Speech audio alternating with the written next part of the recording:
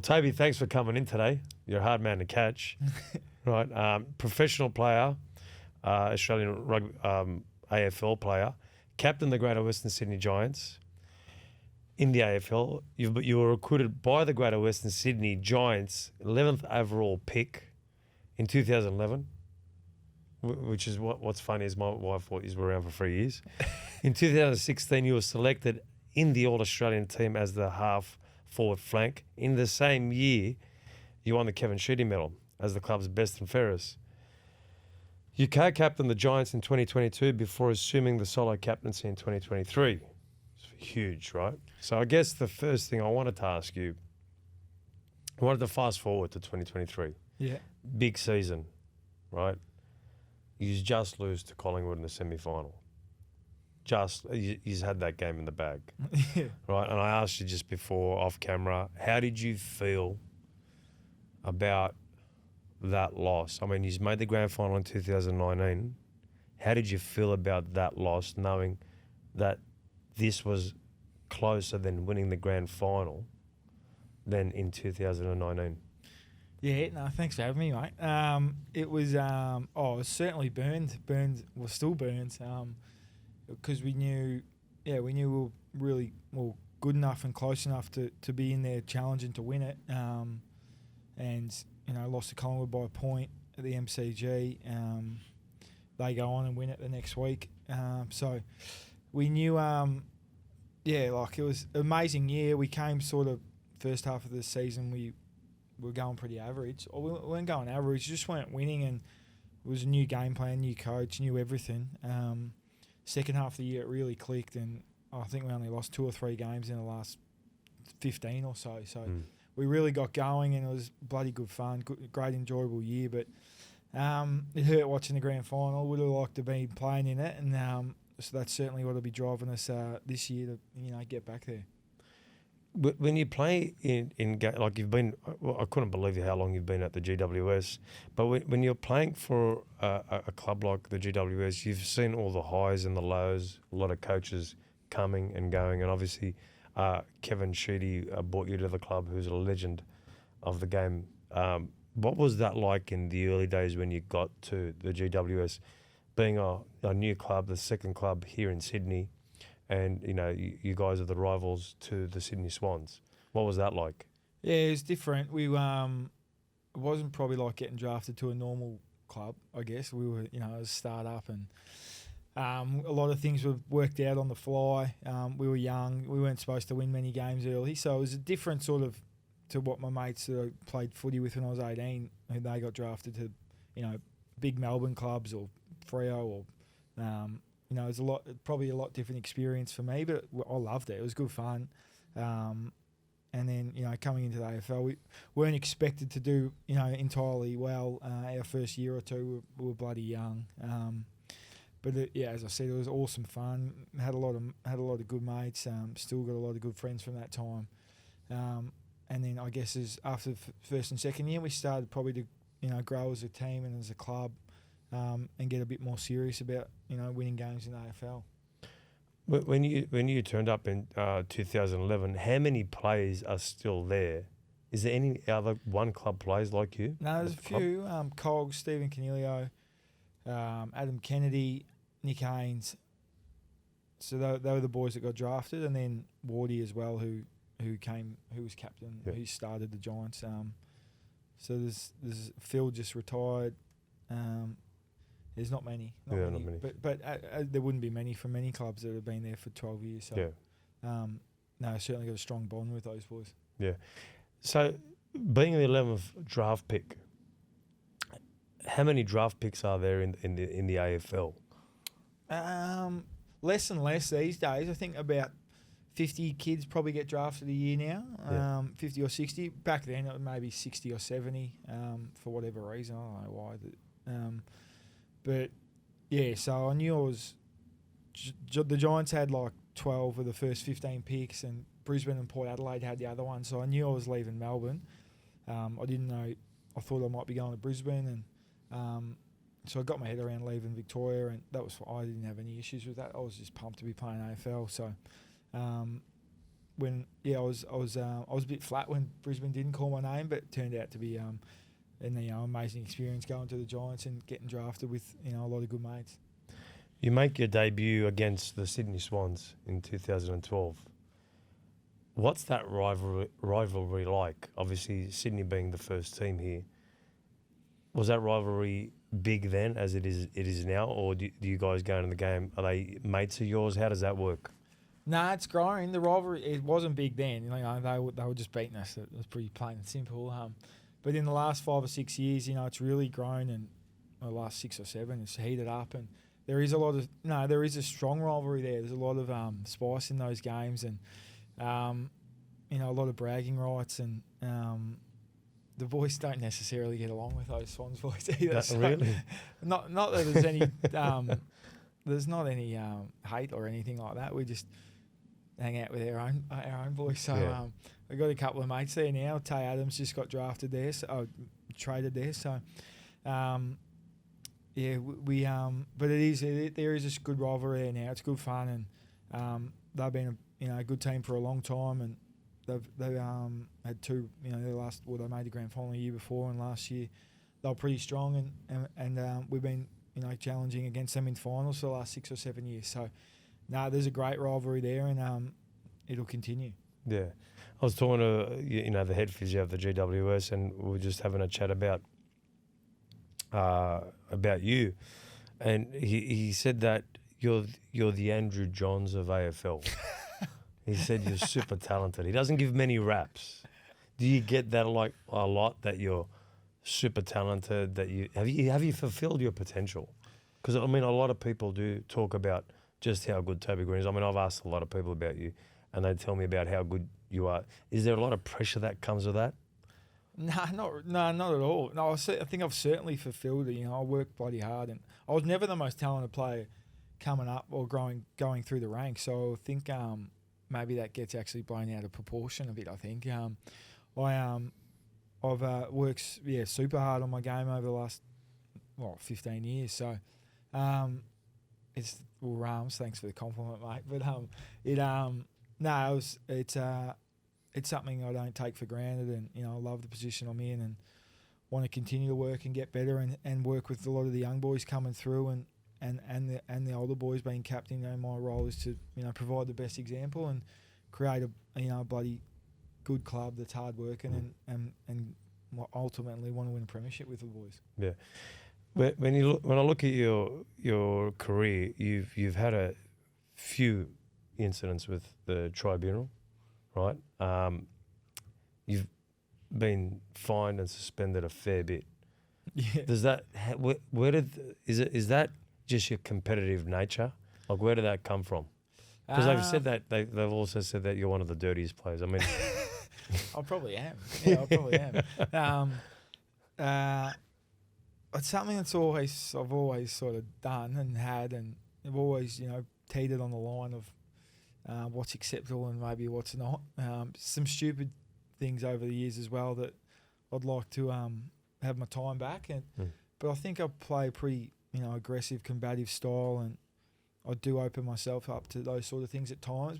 And then some silly things that just stupid, and you got to grow up. So it's just how I play my footy. I love the competitive nature of it, and I love the one-on-one battle with your opponent, or I love the contest, and what it it's just I enjoy it. It's good fun. So there's some things I'd like to clean up and fix, but in terms of how I go about my footy, I won't be changing too much.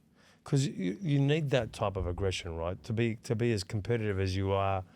Obviously, you're the leader now. So does that leadership come with a different responsibility now that you're the captain?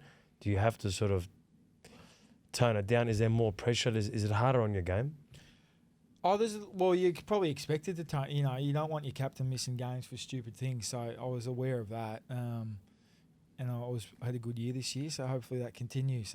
Didn't have anything go wrong. So there's certainly an expectation that I put on myself, and others would have on me as well. But it's something I've worked on over the last few years.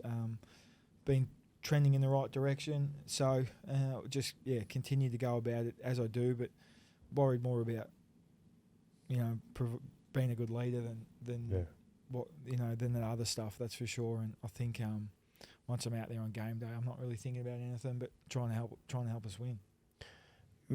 When I was talking to Rami, he thinks that being in a relationship sort of helped you change. Is that been a big part? Oh, Georgia would think so. Yeah. What is your Georgia? She's 25 weeks pregnant now. So getting starting to get close to our first baby, having a baby girl. So pumped about that. She's been amazing for me. She comes from an elite sport background herself, so she sort of knows what it's about. But at the same time, she's got great morals, super driven, super just a hard worker, and she certainly keeps me in line. That's for sure. I wouldn't fuck with her. Yeah, but has that given you more? Like, I know when I had kids and a wife, is there more self-awareness of how to conduct yourself, as opposed to when you're single and you're playing the game and if things are going wrong? What's the support network in the club when things are going wrong? Like, you had that suspension with the umpire. Like, what happens in those moments? Because then Gillian McLaughlin decides to add an extra 3 weeks. What was that like? That was a tough week because we're in the hub as well, so you can't leave. You're just surrounded by it the whole time.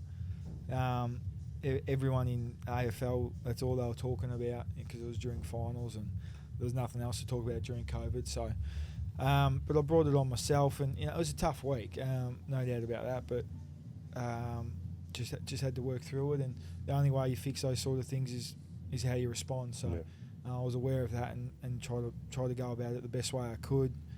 I didn't. Yeah, I guess I had some really good people around me at the time, but I was in a hub in Perth and I couldn't leave the hotel. So it was a pretty fucking shit few days, but it is what it is, and I'd like to think of I sort of started to gain back some respect now. Yeah. How long were you in that hub for? Oh, a couple of years, it felt like. But 2020 we're in Gold Coast for 8 or 10 weeks, and then 2021 in Melbourne for 4, Gold Coast for 4, Perth for a couple.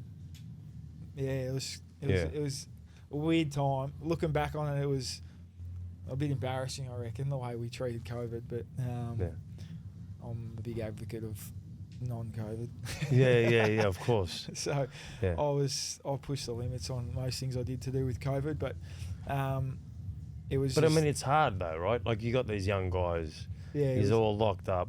Oh, that's shocking. You know what I mean? There's so much pressure. You just can't leave. I mean, even the supporting staff would have had. Oh, it would have been worse for them, because a lot of them had kids and families that they couldn't see. Yeah. Couldn't come into the hub. It was a tough time. Like, I reckon it, ended a few careers early. It made people move on in that sports science and coaching ranks that just got sick of it, and I can understand completely why. It was just a weird time. What were you pushing the limits on? Fucking those stupid tests. Those rat tests, I don't think I did one properly in 2 years. So, everything, mate. Everything, yeah. No, it was. I look back on it now. It's just like the way I think we could have handled it a lot better. And But you know what the reality is. How do you know how to handle something that we've never been in? And it's like you're back at school. Well, I think Well, the way even the NRL, the only reason we started playing was because they started playing before us. So we were scared to sort of make a decision, I reckon. But you see America and they're just open. They just went for it. Look at it now. Maybe we should have done the same, but it is what it is. You learn a lot of good lessons during that time. Yeah. It'd be something to tell the kids in 50 years that this is what we did for 2 years. It was certainly different. Yeah. But playing the game of AFL, there's a lot of running, and you're in a position where you do a whole heap of running. How many Ks do you get up in a game, and what kind of training do you have to do personally to get up and play at your best? Yeah, so I run maybe 12 to 14. I wouldn't run as much as most of the boys. Playing sort of deeper in the forward line now. When I was a bit younger, playing midfield, you're running, 14 to 16, anywhere in there. We got some elite runners that cover a lot of Ks. Yeah. I'm sort of more short, sharp, higher intensity now, depending on what position you're playing, sort of your size as well. Training's pretty solid. Like, we haven't started back, but the boys, we train Monday, Wednesday, Friday at the moment. Just a big group of us, and we're doing, 6 to 9K sessions every Monday, Wednesday, Friday. A lot of so today we do 500, 800, 1K, 800, 500, and then just some footy on top of that. We do a lot of 300s, 400s, 60s. A lot of 3 and 400s. Yeah. Well, how many would you do of those in a session? Like say it was a proper fitness session. How many 3 400s would you do? I'd get up to 10, I reckon. Get to close. And how fast do you have to run those? 300s, maybe 55 seconds or so. Yeah. There's some seriously good movers in our team. Toby Bedford, Xavier O'Halloran, Cooper Hamilton. Those guys run sub 6 minute 2K. So wow, they're seriously good runners. There'll be a few more as well close to that. So I've always been reasonably good at sort of long distance and repeat efforts stuff. I focus a bit more on my repeat efforts now because it's more important for me. But I've always been solid at it, which certainly helps you get through AFL pre-season because it is a lot of Ks and hard work. Yeah. This year, obviously, new coach. What was the difference this year, do you think, with the team? Was it just having the new coach around, having a new support network around the team? Because I came to one of the games. He's done terrible, actually. I think it was the year before, Marvel Stadium, the first one I went to. I think he was playing Carlton. Yeah, Carlton is at Marvel, yeah. But I remember when I was in the sheds with you guys, and it was like the coaching staff was the who's who in AFL. So it was like all the legends. I'm looking at it, I'm going, geez, what's going on here? Yeah. Has the coaching staff changed a lot since then? Yeah, it changed heaps. It was pretty much all new this year. Like, that's what I mean. It was all new. Everything was different. Game plan completely different. So it took a while to get our heads around it and get used to it. But it obviously holds up well in big games and for seasons. So we it was bloody good fun. King he's just a sensational coach, and he's got a good grasp on how everyone's going, how individuals are going, what's working, what's not. Yeah. He's a bloody hard worker as well, and loves his weights. He'd fit right in up here. Does he love it? Does he? He's fucking. Fuck. He's born for Muscle Beach. He's from Melbourne too, obviously. From Melbourne, yeah. So no, he was been unreal. And then all the coaches around him as well. They're all new and sort of moved from all over, more mostly Victoria. So yeah, it was completely different field, different culture, different everything.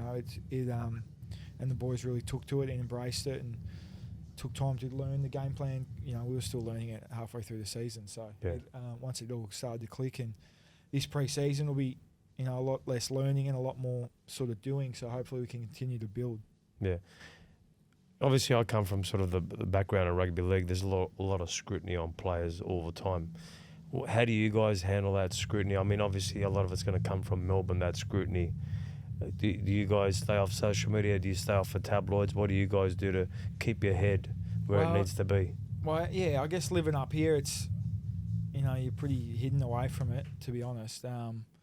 There's times when, if you stuff up, something, to get brought up, but mostly it's, up here we're pretty hidden away, and, the rugby league boys take all the heat. So, but certainly, you got to be, mindful of your social media, and, there's a lot of gooses out there, but it is what it is. You're always going to have that. You'll never be able to change it. So I think it's just educating boys about that and not letting it consume you. It's just part of playing elite sport and being the good player. The more scrutiny you're going to get, so it comes with it as players develop. I think the boys like the sort of scrutiny at the moment because we're not probably used to it. During the finals, we had 20 cameras at training. They're like, "Fuck, how good's this?" Oh, they loved it. Eh? Yeah, because we're not used to it. So it's good, you know. I'd encourage them to embrace it, and hopefully we can really gain some momentum this year, and bring out the best of Sydney and Western Sydney, and get people jumping on board. Yeah, obviously massive crowds in the AFL, much bigger than rugby league. How do you thrive off crowds like that? Like, what's the pressure like? Like you go to the game against Collingwood, like that whole stadium, you couldn't even see one GWS fan. Yeah, that was a crazy game. There was 95, 100,000. There's probably 90,000 Collingwood, 5,000 Giants. So it's I mean, it's just that's what you want to play for, though. You want to play in those massive games against big clubs. And it's just, like it's what you dream of as a kid. So I always think about it like that.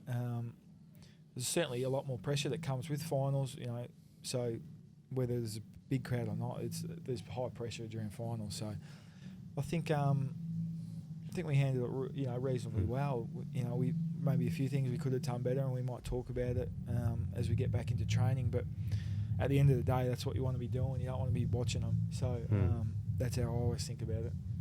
When you're playing in a game like that, 100,000 people, how the hell do you guys hear each other in a game like that? How do you work these work off? Instinct? What happens? Yeah, you don't hear much if the crowd's involved during the play. You can't really.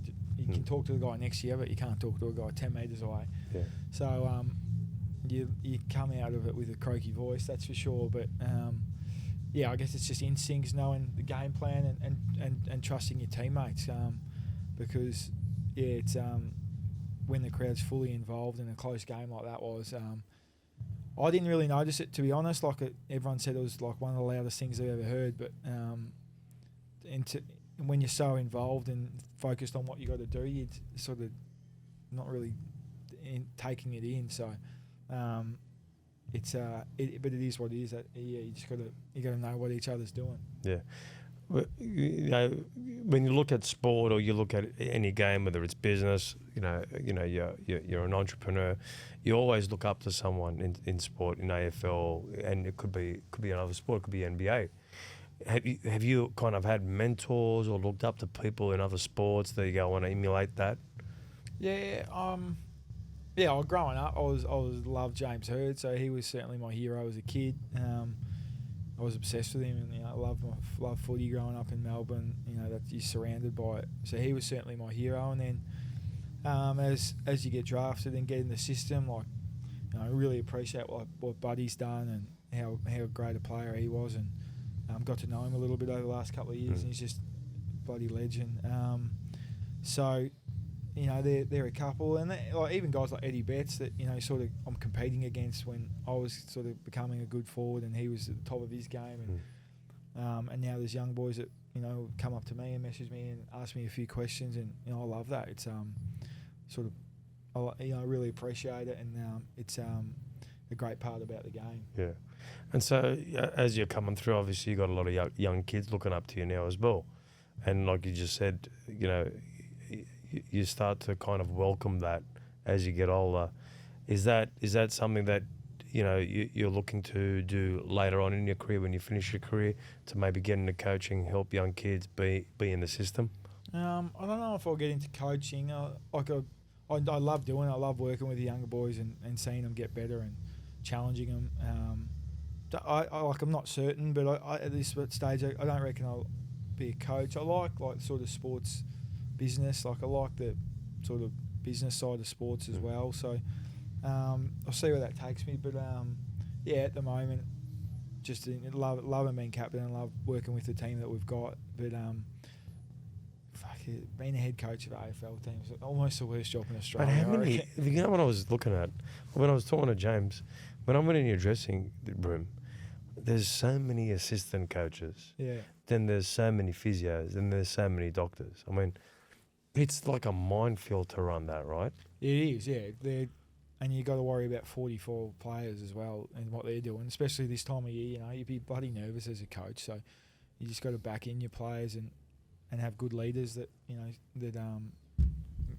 hopefully get the boys going and do the right thing. So, mate, it'd be a shocking job, especially at one of those big Melbourne clubs. I think I heard Ange Postecoglou talking the other day. You're either under siege or you're about to be. There's only two mind states as a coach. I go, yeah, he's probably right. Yeah. But I guess there's like huge pressure. Like there's fans, like Collingwood fans are crazy, right? Yeah, yeah. And so there's a huge expectation from the fans, and then you've got so many players and the coaching staff. So I mean, they're all under pressure. They don't even know if the lead coach is gonna have a job, and then you got all the physios and the doctors. They don't know if they're gonna have a job and who they're gonna bring in. Yeah. Obviously, Rami was lucky. He had a couple of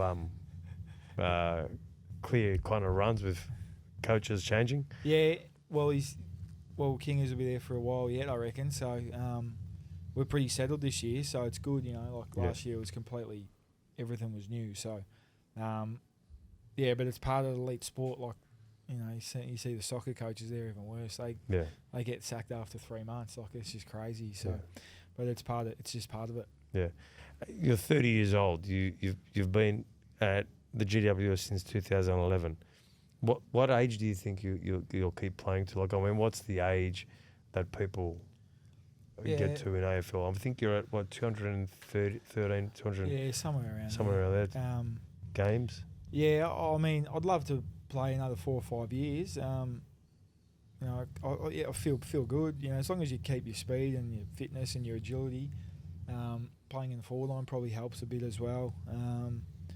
So we're just, I want to, I love it. I still love it and got a huge passion for it. So I want to go as long as I can.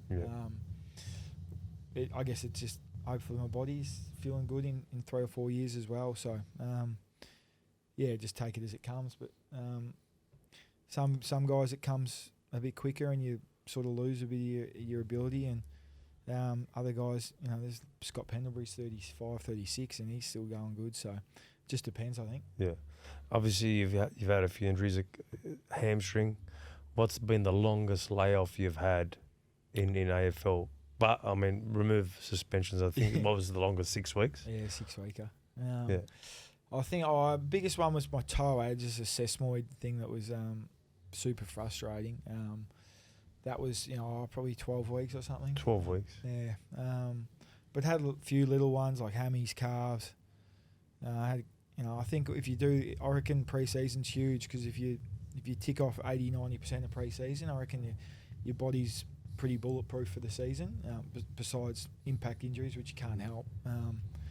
So I'm a big believer in that, and trying to tick off as much work as you can, because it sets your body up. The years that I've had hammies and calves are the years where I've just sort of limped through pre-season. So I've certainly become to realise that. Yeah. So pre-season's extremely important in the context of how the team's going to go. Is it a big responsibility for you then to make sure that the players are ticking off what's necessary to have a good season? Yeah, definitely. And our boys are super driven, so it's not much. I don't have to do much. They want to be the best players they can be.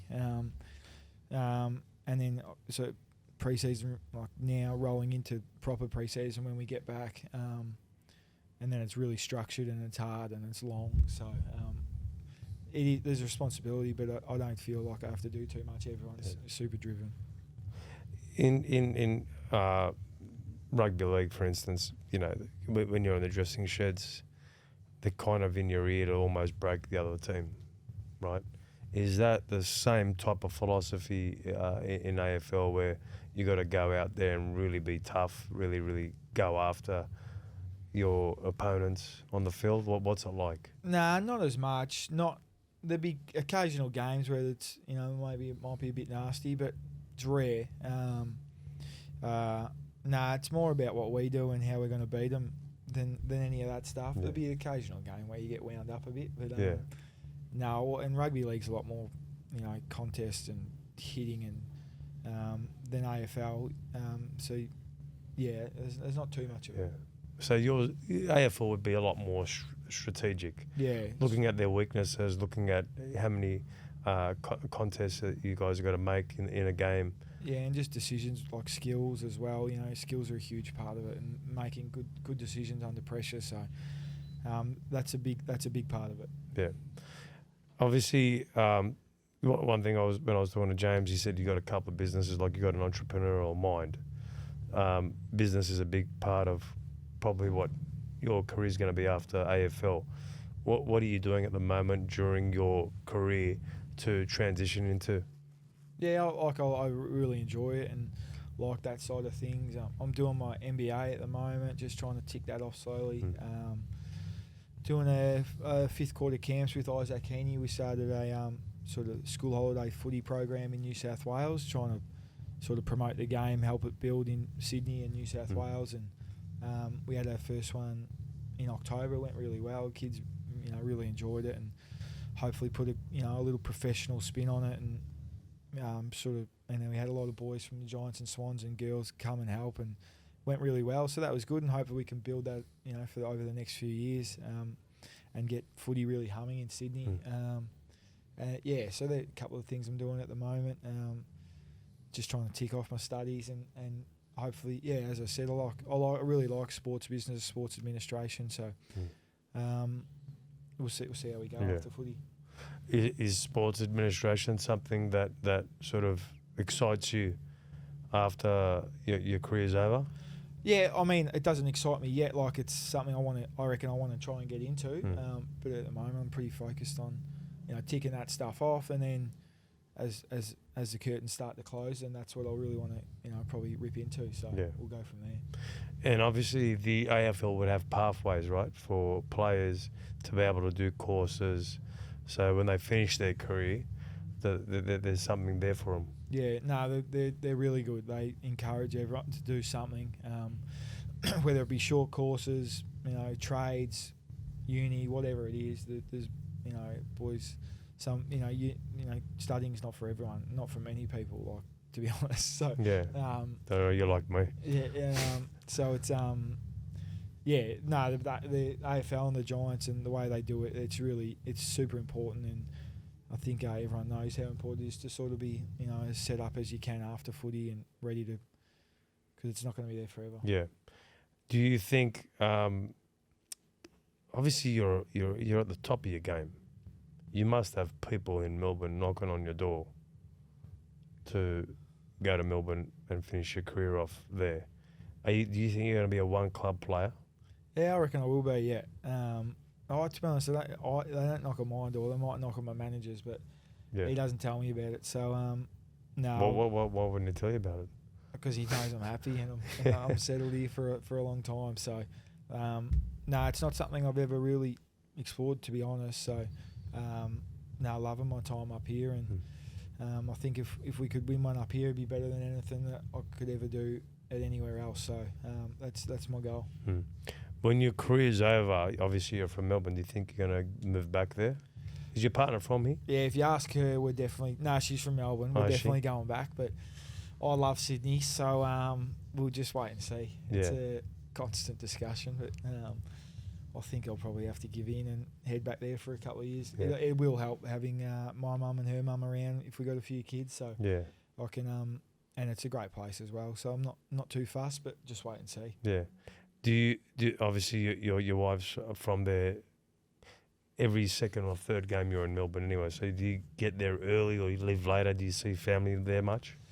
Oh, less and less. Like early days, you certainly try to get home as much as you could, and maybe, like in my first, second, third years, and you sort of miss home a bit more then. But now it's Sydney feels like home and feels like a chore almost having to fly down and go, catch up with as many people as you can. It's always great to see family, but then combine that with friends and stuff, you almost you're cooked by the time you get back. So it's just this time of year, go down and relax and you catch up with people and have a few things like weddings or things like that. But once the season starts, I just try to be here as much as I can, and I love it when people come up and visit, come to our games during the season. That's the best. That's the way to do it. Yeah, you played with Israel Folau. He's been in the tabloids a fair bit. What was he like to play with? I mean, I just liked his game. I liked how he played the game, whether it was rugby, whether it was rugby league. I know he played AFL. What was he like as a player? And what do you think he was missing when he came to the game? Obviously, you have to grow up with the game, right? Yeah, it certainly helps. I mean, it's probably one of the hardest games to play in the world in terms of what sort of skills you got to be good at. And then he wasn't like a great runner. He's a power athlete, so that was going to be hard for him as well. But he was a great person. He worked hard on his game. It was just really hard for him. Like he was born for power, really. And he only started playing footy when he moved to the Giants, so it was going to be tough for him. But all the stuff that happened after that, I didn't really see any of that at the Giants. So no, he was just a good man and worked really hard in his game. It just didn't turn out for him, which is fine. He was the only person anyone knew when we started, so he was great for the club. Was he getting a lot of media attention at the time compared to? He was getting? He was the only one getting media attention. Yeah. How did that make everyone else feel? No, I was fine. I was 18. I didn't. That's just how it was, and we're in Sydney, and we hadn't played a game yet, so he was, as expected, he was the face of it. Do you think he got too much scrutiny after the game? I mean, do you think players deserve to get that much scrutiny? Oh, it's hard to comment on that. Like I don't really. I'm not fully across the situation when all that stuff was blowing up, but it was obviously a controversial time, and to be honest, I'd have to. It is what it is. He had his beliefs, and I think the ARU didn't, so it is what it is, and I'm not too across it, but when I was with him, he was a great person. Yeah. And as I said, worked bloody hard. Yeah. When you were kind of going through those suspensions, were you getting a lot of scrutiny about how you had to be? Did you find any tough or dark times where you had to sort of pull yourself out, or you needed the right people around? What was that like? No, I was certainly a bit flat. Struggled for a couple of days, but I've always been pretty positive and pretty keen to move on and respond in the best way possible. It is hard though when you're getting hammered from the media, and it's more hard for your family. Like mum's in Melbourne, she's a school teacher, so she has kids telling her every day what's going on. She finds it a lot harder than what I do up here. So I felt bad, during that time. But as I said, it's just about how you respond. Yeah, so I think you hit the nail on the head. It's not as hard on you. It's hard on the people that you love. Yeah. And what they cop and the scrutiny they cop, right? Yeah, definitely. Mum really struggled during that time, so I felt really bad for her. Yeah. What were your conversations with your mum at the time? Oh, I said just don't read too much. Don't listen to too much radio because it's not that positive. So yeah, but it's as I said, it's part of elite sport and the scrutiny that comes with it. Well, look, when you look at the media in itself, they get paid for the stories, right? Yeah. Eyeballs watching the stories, reading the articles, that's what they get paid for. So they have to sensationalise the actual story in itself. Yeah. And their job is not to understand the player. If you're playing the game, if you play this way or this way, you're going to know about it. If you play good, we're going to talk about it. If you play bad, we're going to talk about it, and we're going to even make it a little bit worse. Yeah. We're going to sprinkle a bit of salt, bit of pepper to make it worse. And I think the hardest thing is preparing your family for the backlash. Yeah. But the higher the level of an individual playing any game, the scrutiny has to get much higher, right? Yeah, definitely. And the better player you become, the more positive attention you receive, but also the more negative you'll receive. So it is what it is, and as I said, it's just part of elite sport and growing as a player. You obviously, there's not a whole lot of free time when you play, AFL, especially when you're in the season, because you're moving around a lot. 1 week you're here, 1 week you're there. You got to go to Perth, you got to go to Adelaide, you got to go to Melbourne.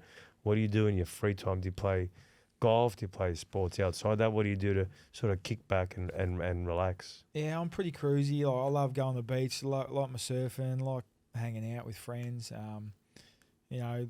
Coming down here, having a swim. I like that sort of stuff. Then got the study going on a little bit in the background as well, so knock some of that off if I have to. But I love traveling, having a beer with my mates. So that's I'm pretty relaxed during the year, and I love doing my saunas and swims and stuff like that in season. A bit of recovery, but it's also enjoyable. So that's some of the things. He's talked about travelling, and I think Rami goes, you got to ask him about travelling. He loves travelling a lot. Yeah. Where have you been, and which parts of the world do you love the most? I've been a fair few. This is the first year I haven't gone overseas since I started. South America was amazing. I'd love to go back there. I was backpacking though, so I don't think I could do that now. Southeast Asia is awesome. Vietnam, Cambodia, and then Europe. Europe and America. Great fun. You can't have a bad time. So I reckon South America is the most unique and cool though. Whereabouts in South Africa? Like Bolivia, Rio, Buenos Aires. It's good fun. Yeah, good fun. Yeah. Obviously, it's hard during the season. You can't do nothing, right? So it's usually the off season. You can go there. You're going to have a kid now. That's going to obviously bring a lot of joy, but also it'll change things a little bit as well, because you're going to be a dad soon. So you're going to be changing. You probably have to. So you're going to have to change nappies, right? Yeah, I'm going to have to learn. How do you feel about that? I've just got to. I'll get round to it. It'd be awesome. We're obviously new experience and won't know what we're doing to start with, but got some great support and we're pumped. It'd be good fun. Yeah. 2024 season ahead. What's the goal? Obviously, the goal has to be anything less than winning the premiership. Yeah, it would after be. The season you had. Yeah. Would be a disappointment, right? Yeah. I mean, the pressure's high. Yeah. The pressure's high. Yeah, it is different. Expectations are high, but also confidence is high that we can perform at a higher level for the whole season. So, that's what we'll be aiming for. But it doesn't happen just in one day. It takes a great pre-season and build into the season. So that's what we'll be looking to do. Yeah, I guess the thing that you guys got to look forward to is there's a lot more familiarity going into the new season, knowing what the coaching staff is, knowing what the new coach is, knowing what the players felt like this year. There's something much more familiar going into the new season than this season, really. Yeah, it'll be different pre-season because we won't be learning everything. So it'll be good, it'll be hard, but and we know a lot of boys had really good years, the best years of their career. So they just got to go again, and that's where we'll improve. Yeah. Well, Toby, I think we've covered a fair bit of ground. No, I appreciate it, mate. Is there anything I missed? Obviously, like there's people who can find you on your Uncle Toby's, right? Yeah, Uncle Toby's. I know that since I started Instagram, and I just haven't changed it. Yeah, so my uncle did work at Uncle Toby's, so I think that's why I did it. But, so people can find you on Instagram on Uncle Toby's, and then obviously look around for future business adventures that are gonna come up. Yeah, that'd be good. That'd be good. And mate, I hope you have I got to come into a game, one that you guys win. Well, we come to round one, mate. We got Collingwood. They just announced it. Collingwood, yeah, at first game of the year is against the Collingwood. Home game or over there? No, at Giant Stadium. Yeah. Giant Stadium. So that's one to come to, mate. It'll be sold out definitely, and there'll be a bit of heat in the game, and we own one, so it'll be a good game. Yeah, I'll have to come there. See you in the dressing sheds. I never want to see you guys when you guys lose because I was in there. It was a somber mood. Won't lose, I didn't want to. I couldn't really talk to anyone because everyone looked like they were about to cry. Yeah, it's not. And you were doing shit that year anyway. Yeah. All right, brother. Thanks a lot, mate. Easy, appreciate brother. your time. Thank you. Thank you. Appreciate it. Thanks.